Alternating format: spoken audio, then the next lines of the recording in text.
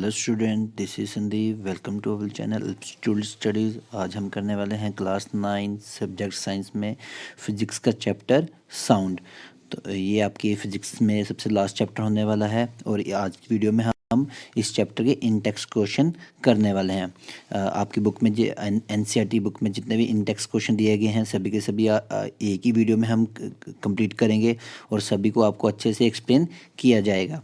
और अगर आपको किसी भी इस साइंस के रिलेटेड किसी भी सब चैप्टर में कोई डिफ़िकल्टी आती है तो इस चैनल पे और भी साइंस के और भी बाकी चैप्टर्स की वीडियो भी आपको मिल जाएंगी। आप वहाँ से जाके वहाँ अपने डाउट्स क्लियर कर सकते हैं। तो चलिए स्टूडेंट, मूव करते हैं आज के टॉपिक के सबसे फर्स्ट क्वेश्चन की तरफ। तो आपकी जो टेक्स्ट बुक है एनसीईआरटी की बुक है उसमें जो इन टेक्स्ट सबसे पहला क्वेश्चन क्या है, how does the sound produce by a vibrating object in a medium reaches to our ear. तो स्टूडेंट, सबसे पहले हम क्वेश्चन को समझ लेते हैं। क्वेश्चन क्या कहना चाहता है? क्वेश्चन कह रहा है कि बताइए कि अगर एक वाइब्रेटिंग ऑब्जेक्ट है वो किसी मीडियम है, किसी मीडियम यानी कि जहाँ से साउंड प्रोपोगेट कर सकती है, तो बताइए जो साउंड है वो हमारे कानों तक कैसे पहुँचेगी। तो स्टूडेंट देखिए, क्या आंसर देख लेते हैं। व्हेन एन ऑब्जेक्ट वाइब्रेट्स, जब भी कोई ऑब्जेक्ट वाइब्रेट्स करता है, it sets neighbouring medium particle. और तो वो जो उसके जो जिस मीडियम पे भी वो वाइब्रेट कर रहा है, मीडियम तीन तरह के हो सकते हैं। इसमें एयर हो सकता है, सॉलिड हो सकता है, लिक्विड हो सकता है, गैस हो सकता है। अब जिस भी मीडियम में जो हमारा ऑब्जेक्ट है वो वाइब्रेट करेगा तो उस मीडियम में जो पार्टिकल होंगे वो क्या होना शुरू हो जाएंगे, उनकी मूवमेंट शुरू हो जाएगी। और कौन सी मूवमेंट होगी? To and fro motion. अब टू एंड फ्रो मोशन क्या होती है student? To and fro motion हो गया आगे पीछे या फिर ऊपर नीचे भी आप कह सकते हो। आगे पीछे की जो मूवमेंट होती है उसे हम टू एंड फ्रो मोशन कहते हैं। This particle transfer disturbance to the neighbouring particles. और जैसे ही कुछ पार्टिकल्स क्या होंगे, टू एंड फ्रो आगे पीछे होना शुरू हो जाएंगे, तो जो उनके नेबरिंग पार्टिकल्स होंगे उनको भी वो क्या करना शुरू कर देंगे, डिस्टर्ब कर देंगे, यानी कि उनको भी मूव करना शुरू कर देंगे। तो सेम ये प्रोसेस चलता रहेगा। अब मान लो कि कुछ पार्टिकल्स यहाँ पे हैं, जब ये मूवमेंट करेंगे तो सामने वाले पार्टिकल्स को डिस्टर्ब कर देंगे। अब ये मूवमेंट करेंगे तो ये अपने आगे वाले पार्टिकल्स को डिस्टर्ब कर देंगे। तो ये सो ऑन चलता रहता है। In this manner the distance travel through the medium particles close to our ear. ठीक है, इसी तरीके से जो होती है जो मूवमेंट होती है पार्टिकल्स की वो हमारे कानों तक भी आ जाती है। And transfer the disturbance to the eardrum. और वही डिस्टर्बेंस को ट्रांसफ़र कर दिया जाता है कहाँ पे? एयर ड्रम्स में कर दिया जाता है। As a result sound produce reaches to our ear. और इसी के कारण जो साउंड बननी होती है वो हमारे कानों तक पहुँच जाती है। तो चलिए स्टूडेंट, इसी के साथ हमारा ये क्वेश्चन कंप्लीट होता है। मूव करते हैं हमारे सेकंड क्वेश्चन की तरफ। देखिए हमारा सेकंड क्वेश्चन क्या कहता है, explain how the sound is produce by school bell. तो देखिए अब स्कूल बेल तो सभी के स्कूल में होगी ज़रूर। ऐसा तो है नहीं है कि किसी के स्कूल में स्कूल बेल नहीं होगी। और काफ़ी बच्चे जो होते हैं वो स्कूल बेल की साउंड से थोड़ा सा चिढ़ते हैं। बट अभी हमने यहीं पे यही देखना है कि स्कूल की बेल जो होती है वो साउंड कैसे प्रोड्यूस कर रही है। और आपने भी देखा होगा साउंड स्कूल की जो बेल होती है वो मैक्सिमम नहीं होती है, होती ही मेटेलिक बेल होती है।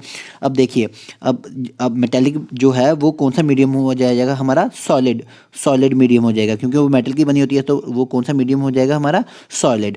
ठीक है, चलो जो एयर में साउंड ट्रैवल करती है वो किस में ट्रैवल करती है? वो कौन सा मीडियम होता है? गैस। और वाटर में जो साउंड ट्रैवल करेगी वो कौन सा मीडियम हो जाएगा? वो लिक्विड मीडियम हो जाएगा। ठीक है स्टूडेंट, तो चलिए हम अपने क्वेश्चन की तरफ चलते हैं। अब क्वेश्चन की तरफ देखिए क्या कहता है, when metallic school bell is hammered. अब किसी भी चीज़ से उसको हैमर से मारा जाए या पत्थर से मारा जाए, किसी चीज़ से भी उसको क्या किया जाए, अगर उसको ठोका जाए तो क्या आएगी? It start vibrating.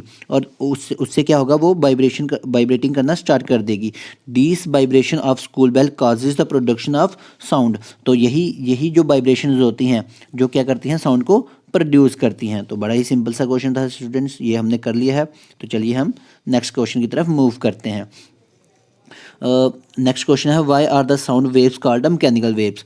बताइए जो साउंड वेव्स होती हैं उनको हम मैकेनिकल वेव्स क्यों कहते हैं? अब स्टूडेंट, सबसे मेन रीज़न है इनको मैकेनिकल वेव्स कहने का, क्योंकि क्योंकि अब जो साउंड वेव्स होती हैं इन्हें क्या चाहिए होता है, कोई ना कोई मीडियम चाहिए होता है प्रोपोगेट करने के लिए। और ऐसी कोई भी चीज़, ऐसी कोई भी वेव जिनको कोई मीडियम चाहिए प्रोपोगेट करने के लिए, उन्हें क्या कहा जाता है, मैकेनिकल वेव्स कहा जाता है। तो यही मैंने लिखा हुआ है, देख लीजिए। साउंड वेव्स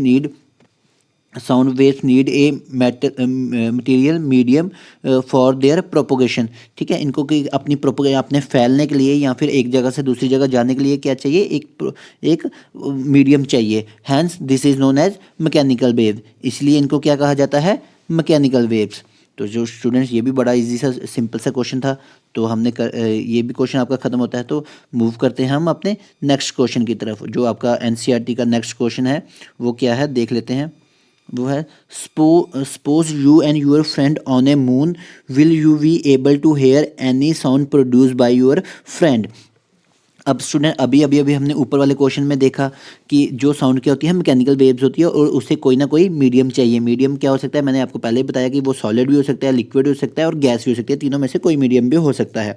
अब इतना तो सबको पता ही है, आप सबने पढ़ा ही है कि क्या है, मून पे कोई किसी तरह का भी एटमॉस्फेयर। चलो सबसे पहले मैं क्वेश्चन आपको एक्सप्लेन कर दूं। क्वेश्चन क्या बोला गया, क्वेश्चन में लिखा गया, बोला गया, suppose you and your friend are on a moon, कि आप और आपके फ्रेंड क्या है, मून पे हो।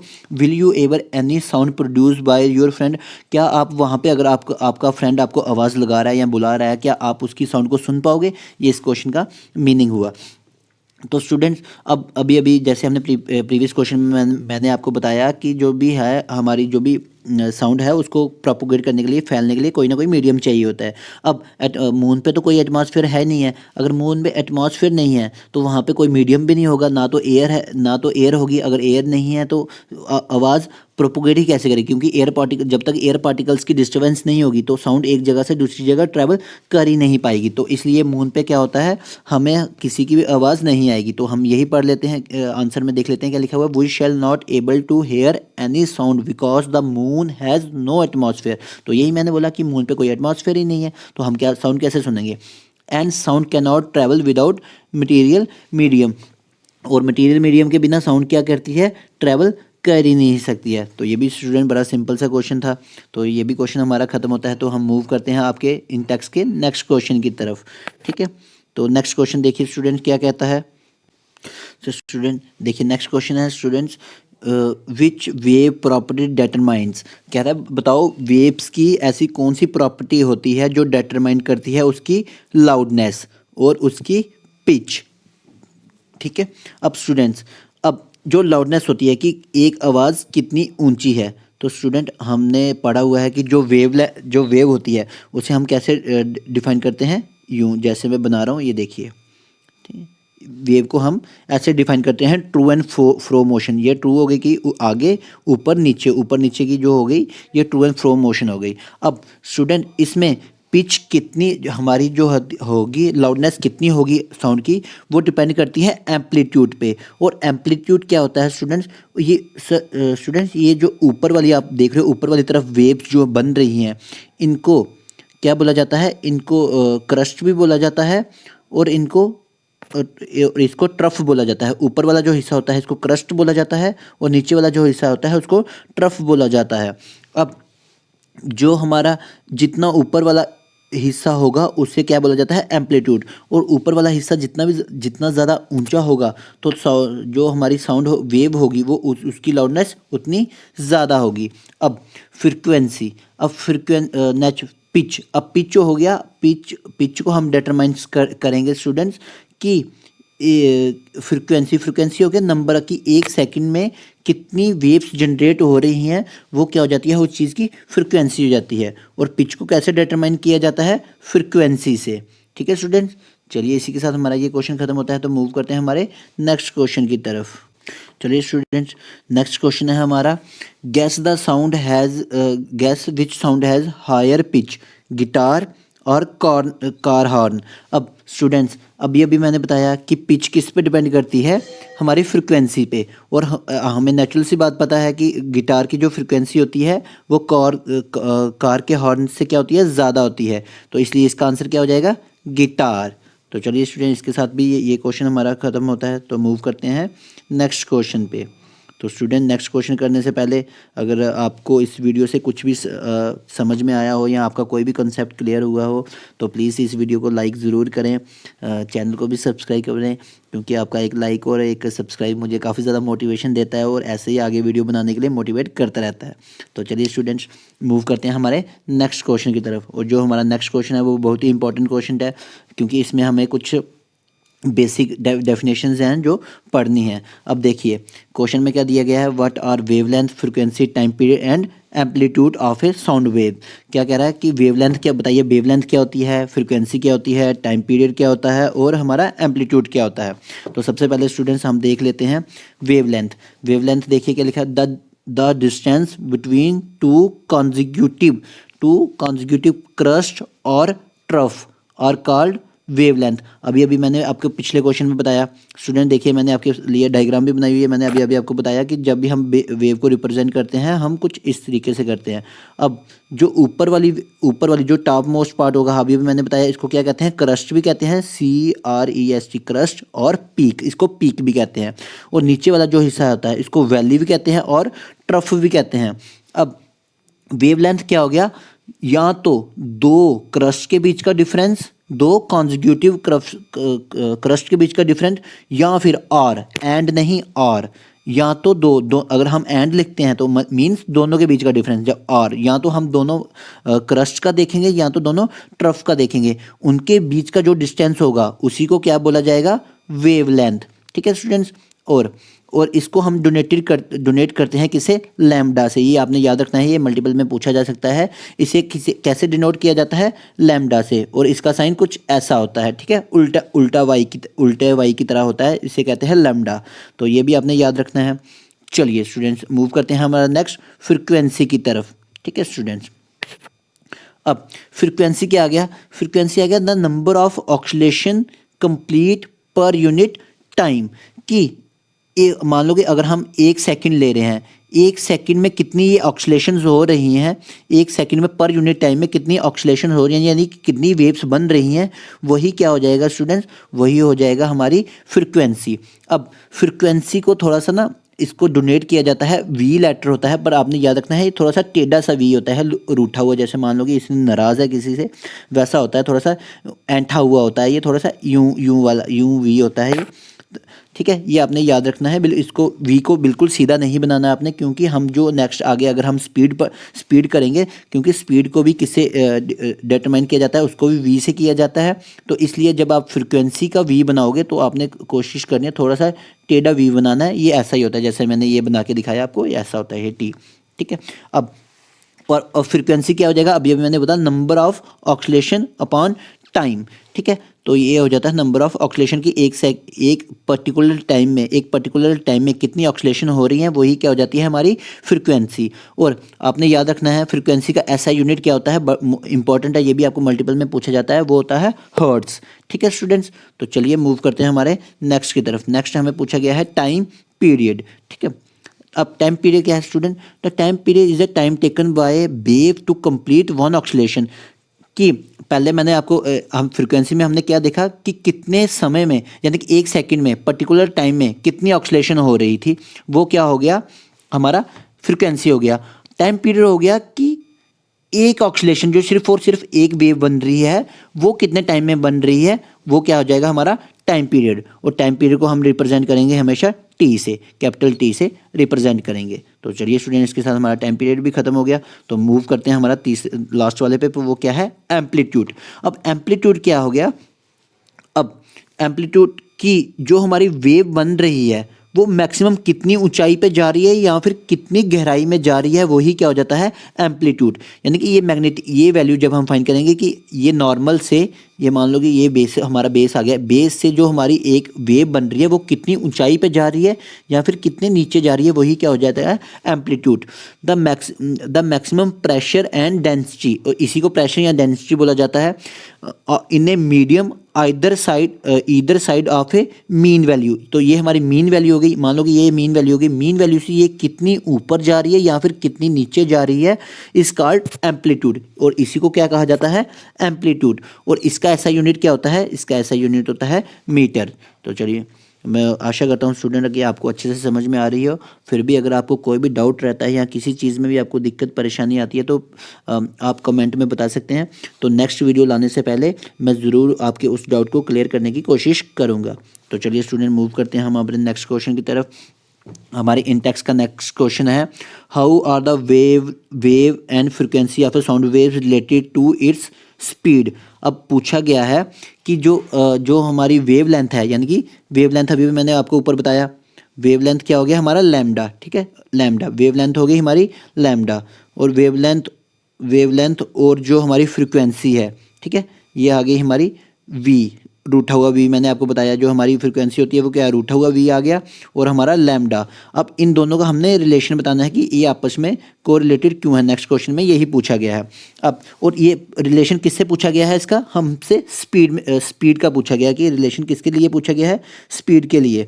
अब सबसे पहले हमें स्पीड का फॉर्मूला पता है, क्या होता है, distance upon time, distance upon time. और अभी भी मैंने बताया कि स्पीड को हम कैसे लिखते हैं, स्पीड को भी हम वी से रिप्रेजेंट करते हैं, तो स्पीड की जगह वी आ जाता है। अब डिस्टेंस क्या होगा, अभी मैंने बताया था, जो हमने वेवलेंथ पढ़ा था, वेवलेंथ भी क्या होती है, वही डिस्टेंस होता है, तो उसको हम कैसे रिप्रेजेंट करते हैं, लैम्डा से।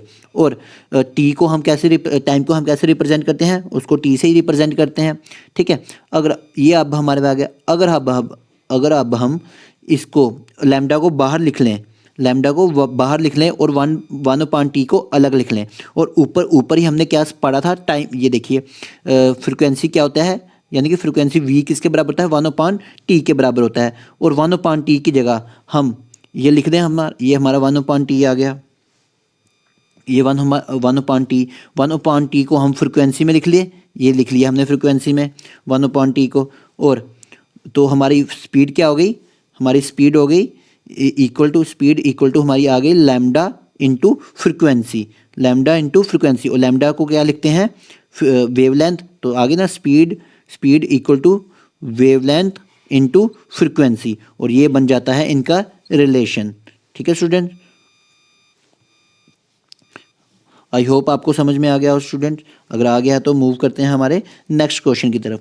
देखिए नेक्स्ट क्वेश्चन बड़ा ही सिंपल सा है, जो हमने ऊपर फार्मूला बनाया है हम इसी का यूज़ करके नेक्स्ट क्वेश्चन सॉल्व कर लेंगे। अब आपने याद रखना है, वी क्या होता है, इसमें स्पीड होता है, लैम्डा क्या होता है, वेवलेंथ होता है, और ये रूठा हुआ वी जो है वो क्या होता है, फ्रीक्वेंसी। देखिए स्टूडेंट मैंने थोड़ा सा टेढ़ा बनाया हुआ है ताकि आपको कन्फ्यूज़न बिल्कुल ना हो, और ये होता ही थोड़ा सा टेढ़ा सा है।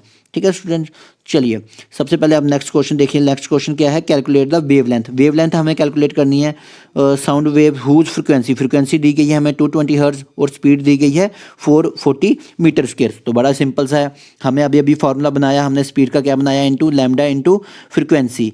तो हमें स्पीड दी गई है 440, लैम्डा नहीं दिया गया है, तो लैम्डा की जगह यानी कि लैम्डा क्या, वेवलेंथ नहीं दी गई है, तो वेवलेंथ की जगह वेवलेंथ को रिप्रेजेंट कर दिया। और हमें फ्रिक्वेंसी दी गई थी 220, अब ये यहाँ पे मल्टीप्लाई में है, उस तरफ जाएगा तो क्या हो जाएगा, उस तरफ जाएगा तो डिवाइड में हो जाएगा, तो 440 अपॉन 220 इंटू लैम्डा। तो लैम्डा कट करके कितना आ गया हमारे पास, 2 मीटर, और 2 मीटर हमारा क्या हो गया, आंसर। तो बड़ा ही सिंपल सा न्यूमेरिकल था। तो इसी के साथ ये हमारा न्यूमेरिकल थर्ड वाला खत्म होता है, आपके इंडेक्स का जो न्यूमेरिकल थर्ड वाला था ये खत्म होता है। तो चलिए मूव करते हैं हमारे नेक्स्ट न्यूमेरिकल की तरफ।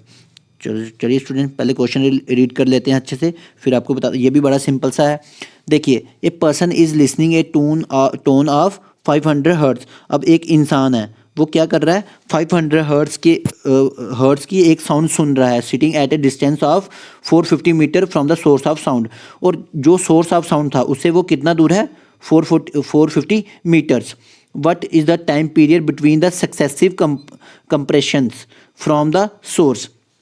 तो स्टूडेंट ये थोड़ा सा ट्रिक क्वेश्चन है, थोड़ा सा ट्रिक क्वेश्चन किस लिए है कि ध्यान रखिए इन्होंने क्या पूछा गया, हमें फाइंड द टाइम पीरियड। अब कोई भी बच्चा, जो भी नॉर्मल बच्चा होगा वो क्या करेगा, टाइम पीरियड निकालने की कोशिश करेगा। निकालना तो हमें टाइम ही है, बट हमें 2 सक्सेसिव कंप्रेशंस पूछा गया है। ठीक है, अब कंप्रेशंस क्या होते हैं, मान लो कि हमारे पास कोई भी सोर्स ऑफ साउंड है, मान लो कि ये हमारे पास सोर्स ऑफ साउंड है। अब जब भी ये सोर्स ऑफ साउंड जो वाइब्रेशन प्रोड्यूस करता है तो क्या होता है, कंप्रेशन है, रेयर फ्रैक्शंस होती है। जहाँ पे पार्टिकल ज़्यादा इकट्ठे हो जाते हैं उस एरिया को कहा जाता है कंप्रेशन कहा जाता है, जहाँ पे पार्टिकल कम होते हैं वहाँ पे कंप्रेशन होता है। ठीक है, अब 2 कॉन्जिक्यूटिव यानी कि 2 कॉन्जिक्यूटिव कंप्रेशंस में पूछा गया है, यानी कि मैं आपको एक थोड़ा सा सॉरी।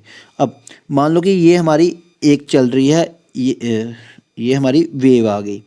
अब वेव तो पूरे यूं यूं चलेगी। अब मान लो कि इस वेव का हमें टोटल डिस्टेंस दिया गया है 450 मीटर्स, बट हमने निकालना क्या है, सिर्फ और सिर्फ टू कॉन्जिक्यूटिव। मान लो कि एक कॉन्जिक्यूटिव ये आ गई, एक ये आ गई, यानी कि टू कॉन्जिक्यूटिव का ही हमने टू सक्सेसिव कंप्रेशन। अब एक जब एक कंप्रेशन होगा तो दूसरा रेयर फ्रैक्शन होगा, तो उनके बीच में जो गैप आएगा उसी को फाइंड करना है।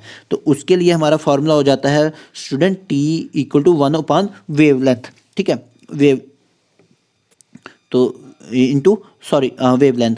तो ये क्या हो गया हमारे पास, t इंटू 1/b। तो t इक्वल टू 1/500। तो 500 ही दी गई थी हमें वेव लेंथ, तो ये हमने निकाल दी। यानी कि हर्ट्स के हमेशा किसमें, जो हमें हर्ट्स में दी होती है वो हमारे लिए क्या होती है, वेव लेंथ होती है। तो वेव लेंथ हो गई। तो t कितना आ जाएगा इसमें, 0.002 सेकेंड। बड़ा ही सिंपल सा क्वेश्चन था। तो चलिए स्टूडेंट हम मूव करते हैं नेक्स्ट क्वेश्चन की तरफ। तो चलिए स्टूडेंट मूव करते हैं हमारे नेक्स्ट क्वेश्चन की तरफ। हमारा नेक्स्ट क्वेश्चन है distinguish between loudness and the intensity of sound, कि लाउडनेस में और इंटेंसिटी में ऑफ साउंड में क्या अंतर है। तो स्टूडेंट सबसे पहले हम लाउडनेस देख लेते हैं। Loudness is measured by the response of ear to a sound. अब लाउडनेस कैसे मेजर कर सकते हैं कि कोई ये सर जो भी ये लाउडनेस होती है ये क्या होती है, इंटेंशनली हो सकती है कि किसी को लाउडनेस ज़्यादा भी लग सकती है, किसी को कम भी लग सकती है। ये डिपेंड होता है पर्सपेक्टिव पे, किसका क्या पर्सपेक्टिव है उसी पर डिपेंड करता है। कुछ लोगों को ज़्यादा लाउड साउंड पसंद आती है, कुछ लोगों को नहीं पसंद आती है। तो ये हमारे एयर के द्वारा ही मेजर की जाती है। Loudness is measure in decimal, और इसको मेजर करने का यूनिट क्या है हमारे पास, डेसिमल्स। आपने भी जो स्टूडेंट्स जो क्रिकेट देखने के शौकीन होंगे तो आपको पता है जब आईपीएल मैच होते हैं या क्रिकेट का मैच होता है, जब भी कोई 6 वगैरह 4 वगैरह हिट किया जाता है तो वहाँ पे डेसिमल मीटर दिखाया जाता है कि देखिए क्राउड की कितनी आवाज़ है, डेसिमल में मेजर किया जाता है। आपने काफ़ी टाइम देखा भी होगा ये चीज़ें। ठीक है स्टूडेंट्स, नेक्स्ट क्या है, loudness is depend upon the sensitivity of a human air. तो लाउडनेस किस पर डिपेंड करती है कि एक ह्यूमन एयर कितना सेंसिटिव है उस पर डिपेंड करती है। तो अब इंटेंसिटी ऑफ साउंड देख लेते हैं। इंटेंसिटी ऑफ साउंड पर intensity of sound power per unit area. अब किसी पर यूनिट एरिया में साउंड कितना इफेक्ट डाल रही है तो वो क्या हो जाती है, इंटेंसिटी ऑफ साउंड हो जाती है। और इसको कैसे मेजर किया जाता है, intensity is measure in watt per unit square metre. अब वॉट में आपने भी देखा होगा, जो आपके घरों में अगर किसी के घर में स्पीकर है तो बताया जाता है कि कितने आपके घर में कितने वॉट का स्पीकर लगा है। जी मेरे घर में 500 वॉट्स का है, मेरे घर में 1100 वॉट्स का है। तो ये पर यूनिट एरिया में जब उसकी हमने इंटेंसिटी मेजर की जाती है, उसकी कैपेसिटी मेजर की जाती है, तो वो क्या हो जाती है, इंटेंसिटी हो जाती है। Intensity is depend upon the sensitivity of human air. और ये भी किस पे डिपेंड कर सकती है, ह्यूमन एयर पे डिपेंड कर सकती है। तो चलिए स्टूडेंट्स इसी के साथ हमारा ये भी क्वेश्चन कंप्लीट होता है। मूव करते हैं हमारे नेक्स्ट क्वेश्चन की तरफ। चलिए अब नेक्स्ट क्वेश्चन क्या है स्टूडेंट्स, देखिए बड़ा सिंपल सा क्वेश्चन है ये भी। In which of the 3 medium air water iron does sound travel faster than a particular temperature. ठीक है स्टूडेंट्स, अब ये तो मैंने आपको पहले भी बताया हुआ है कि जो प्रोपोगेशन यानी कि साउंड की फैलने की क्षमता है वो सबसे फास्ट होती है सॉलिड में सबसे फास्ट होती है, फिर उससे कम होती है लिक्विड में, और सबसे कम होती है एयर में। यानी कि जो साउंड है वो सबसे तेज़ ट्रैवल करेगी सॉलिड में, फिर लिक्विड में, फिर गैसेस में। तो अब इसमें देखिए एयर की तो मैंने अभी बता दिया, एयर की तो कम होती है, नेचुरल कम होती है, स्पीड कम होती है, वाटर में थोड़ी सी बढ़ती है। पर आयरन क्या है, एक मेटल है, यानी कि एक सॉलिड है, लिक्विड सॉलिड है। तो आयरन मेटल है, तो इसमें सबसे ज़्यादा फास्ट जो प्रोपोगेशन होगी साउंड की वो किस पर डिपेंड करेगी, आयरन में सबसे फास्ट होगी। और टेम्परेचर बढ़ाने से क्या होती है, टेम्परेचर बढ़ाने से भी साउंड की जो स्पीड होती है वो इंक्रीज़ हो जाती है। तो एयर हवा जो गर्म है उसमें भी आवाज़ ज़्यादा जल्दी फैलती है, वाटर गर्म है तो उसमें भी आवाज़ ज़्यादा जल्दी प्रोपोगेट करती है। तो मेटल तो है ही है, मेटल में तो पहले ही जो हमारी स्पीड है वो नॉर्मल से ज़्यादा होती है, तो इसलिए मेटल गर्म होगा तो उसमें भी और जल्दी तेज़ी से आवाज़ फैलेगी। ठीक है स्टूडेंट, तो चलिए इसके साथ ये हमारा क्वेश्चन खत्म होता है। तो मूव करते हैं हमारे नेक्स्ट क्वेश्चन की तरफ। हमारा नेक्स्ट क्वेश्चन है, an echo is heard in 3 second, what is the distance of the reflecting surface. अब कह रहा है जो हमारी क्या होती है, एक गूंज सुनी जाती है कहाँ पे, इन 3 सेकंड में सुनी जाती है। What is the distance of reflecting surface from the source. अब क्या, अगर मान लो कि आप किसी एक पहाड़ पे खड़े हो, आप जोर से चिल्लाते हो और सामने से जो आपको इको सुनाई देती है, आपकी आवाज़ वापस सुनाई देती है, वो कितने सेकंड के बाद सुनाई दे रही है, 3 सेकंड के बाद सुनाई दे रही है। तो आपने पता करना है कि जो आपका वो सामने से पहाड़ी जो थी जहाँ से आपकी आवाज़ टकरा के वापस आ रही है वो कितनी दूरी पे है। अब और स्पीड ऑफ साउंड जो होती है वो कितनी होती है हमारी एयर में, 342 मीटर, 2 मीटर पर सेकंड, ठीक है, मीटर पर सेकंड। तो हमें अपना स्पीड का फार्मूला पता है। अब स्टूडेंट्स, अब इसमें एक चीज़ नोटिस करने वाली, इको के केस में खास कर नोटिस करने वाली है। देखिए, अब मान लो कि आप यहाँ पे खड़े हो, ठीक है, आप ये यहाँ पे खड़े हो और आप चिल्लाते हो, ये सामने पहाड़ है। अब आपकी आवाज़ एक बार सामने जाएगी, टकरा के वापिस आएगी, यानी कि इसको डिस्टेंस जो है वो कितनी, क्या करना पड़ेगा, डबल ट्रैवल करना पड़ेगा, ठीक है स्टूडेंट्स। अब यही डबल डिस्टेंस वो ट्रैवल करती है कितनी, 3 सेकंड में पूरा कर लेते हैं। और हमें v दिया गया है, यानी कि स्पीड हमें दी गई है। तो क्या हो जाएगा, v equal to 2d। 2d क्यों आया, ये मैंने आपको समझा दिया कि एक बार साउंड आगे जाएगी, टकरा के फिर वापस आएगी, दोनों इक्वल डिस्टेंस ट्रैवल करना पड़ेगा, ये इसलिए 2d आ गया। और टाइम हमें दिया था 3 सेकंड। तो जब हम इस इक्वेशन को पूरा सॉल्व करेंगे तो हमारे पास डिस्टेंस कितना आ जाएगा, 513 मीटर। तो ये हमारा हो गया न्यूमेरिकल, ये भी न्यूमेरिकल हमारा हो गया। तो चलिए स्टूडेंट मूव करते हैं हमारे नेक्स्ट क्वेश्चन की तरफ, ठीक है स्टूडेंट। अब देखिए नेक्स्ट क्वेश्चन में क्या कह रहा है, why are the ceiling of concert hall is curved. अच्छा स्टूडेंट, जब भी आप कहीं थिएटर में गए होंगे या कॉन्सर्ट हॉल में गए होंगे, या अपने स्कूल का आपने कॉन्सर्ट हॉल देखा होगा, तो या फिर आप ऑडिटोरियम, इवन कि आपने अपने स्कूल का ऑडिटोरियम देखा होगा। अब जो उसकी छत होती है ना, उसे ना बिल्कुल कर्व्ड बनाया जाता है, ना प्लेन नहीं बनाया जाता, बिल्कुल कर्व्ड बनाया जाता है। अब उसको कर्व्ड बनाने का एक मेन रीज़न क्या है स्टूडेंट्स, कि अब जब भी साउंड जो होती है वो ट्रेवल करती है, सिर्फ साउंड सिर्फ आगे वाले को, लोगों को ना सुना के, इवन कि साउंड, अब मान लो कि यहाँ पे साउंड का सोर्स है, साउंड तो हर जगह से निकलेगी, साउंड ऊपर भी जाएगी, कुछ छत की तरफ भी जाएगी, कुछ सामने की तरफ भी जाएगी।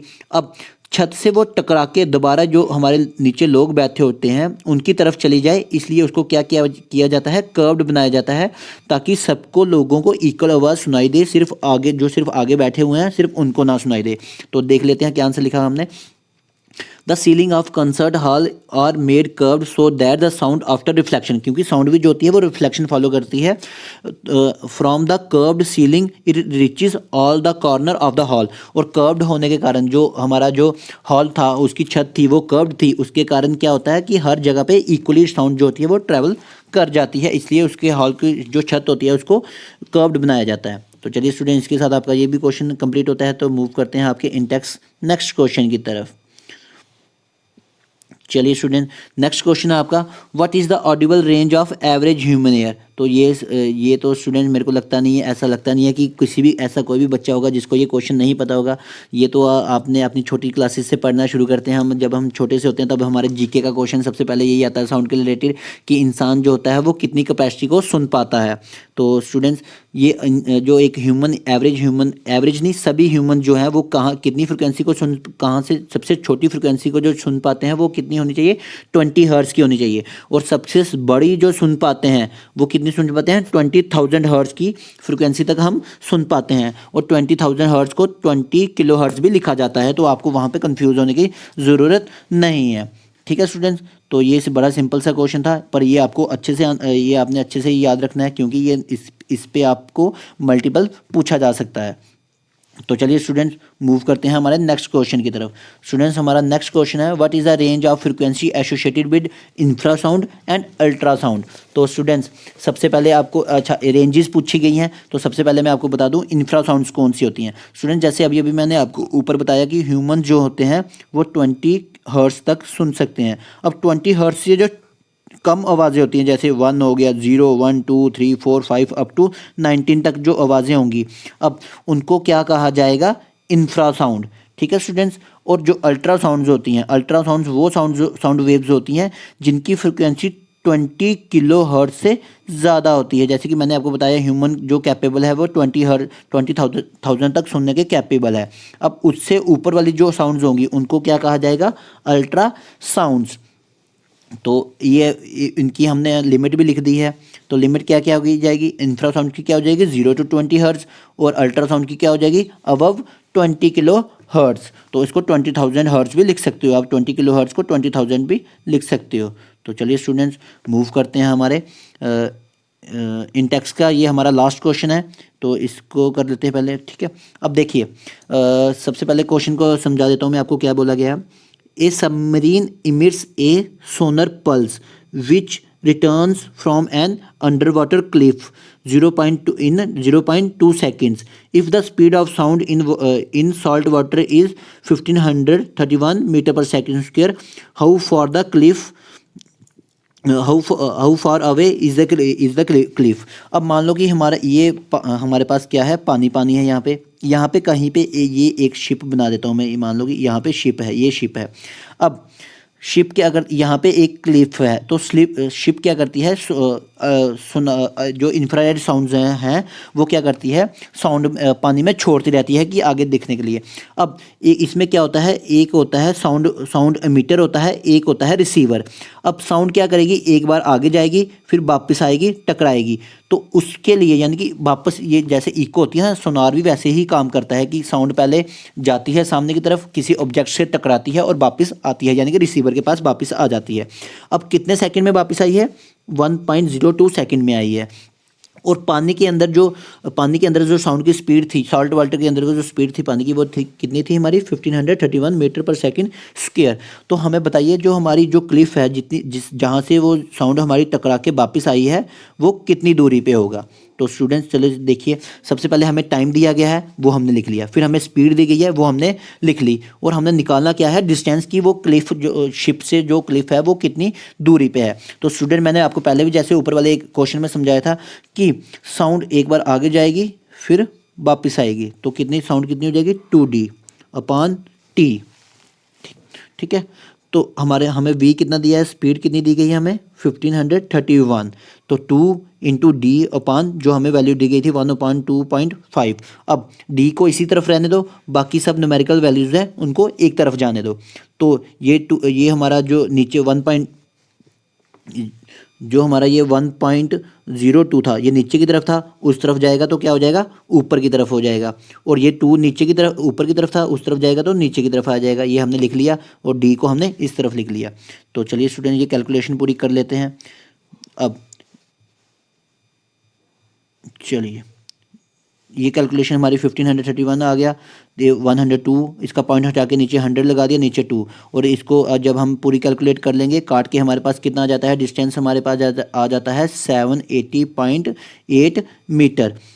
स्टूडेंट ठीक है स्टूडेंट, तो स्टूडेंट इसी के साथ आपका इंटेक्स का लास्ट क्वेश्चन भी ख़त्म होता है।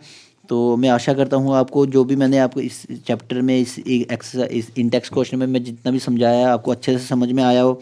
अगर आपको कुछ भी वैल्यू ऐड हुई है या कुछ भी समझ में आया हो तो प्लीज़ इस वीडियो को ज़रूर लाइक करें, शेयर करें और सब्सक्राइब करें, क्योंकि आपके हर एक लाइक शेयर सब्सक्राइब से मुझे और मोटिवेशन मिलती है और अच्छे से काम करने का मौका मिलता है। तो इसी के साथ आज के टॉपिक में इतना ही रखते हैं। तो मैथ और साइंस के रिलेटेड क्लास 9th और 10th के दोनों के रिलेटेड ऐसे इस चैनल पे ऐसे ही एजुकेशन वीडियो आती रहेंगी। तब तक के लिए थैंक यू।